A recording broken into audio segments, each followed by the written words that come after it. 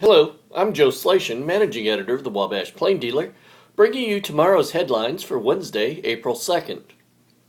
Our lead story on Wednesday is by reporter Eric Seaman, who takes a look at a new report which lists Indiana as having the top, as being the top state in the union as far as meth lab busts are concerned in 2013.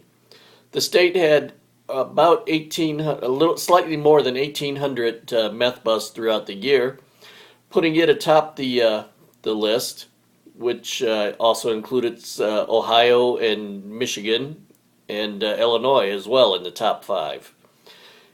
Eric spoke with some local law enforcement officers who said they're not surprised by the statistics, especially with the crackdown in bath salts. You can find more on that story in the Plain Deaelr on Wednesday.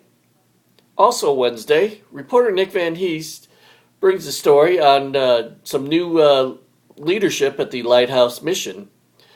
The Reverend Tom Curry was recently named director of the mission, while Mary Harris was named manager of the mission. They both replaced Claire Coyne, who resigned from the mission in late 2013, to move to the west to begin a new venture. Curry's not a stranger to Wabash, who he previously pastored at a local church here for several years before spending the last 4 or 5 years as a missionary in India. You can find more on both Curry and Harris in Nick's story tomorrow. Nick also takes a look at the homestead deduction, which some property owners around Wabash will be benefiting from once the most recent property tax bills come out. According to Auditor Linda Conrad, over the last 3 years, only 52 property owners in Wabash, or 52 people who own property in Wabash County, have failed to reply or respond with a form that would prove that they do own the property and allow them to collect the deduction. The deduction is worth 10% of the property's value or up to $45,000, whichever is less. You can find more on that story in the Plain Deaelr on Wednesday. In addition, the Dam to Dam ride, which will be held in September, now has a presenting sponsor.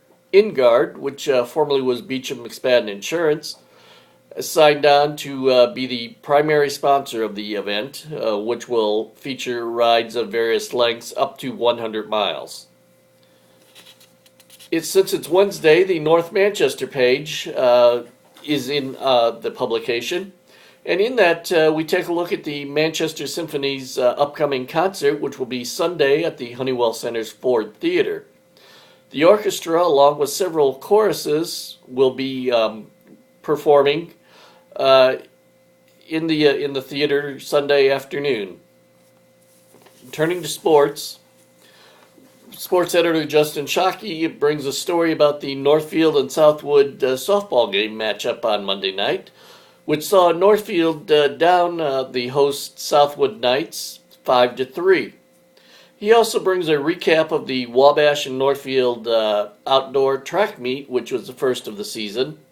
Northfield's girls defeated Wabash and Lakeland Christian, while Wabash's boys defeated Northfield. For more on those stories, check the print publication of the Plain Deaelr on Wednesday.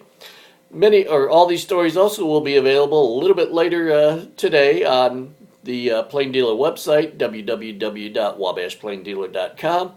And you can also find links to these stories on our social media pages such as Twitter and Facebook. Until tomorrow, I'm Joe Slashin. Thank you for watching.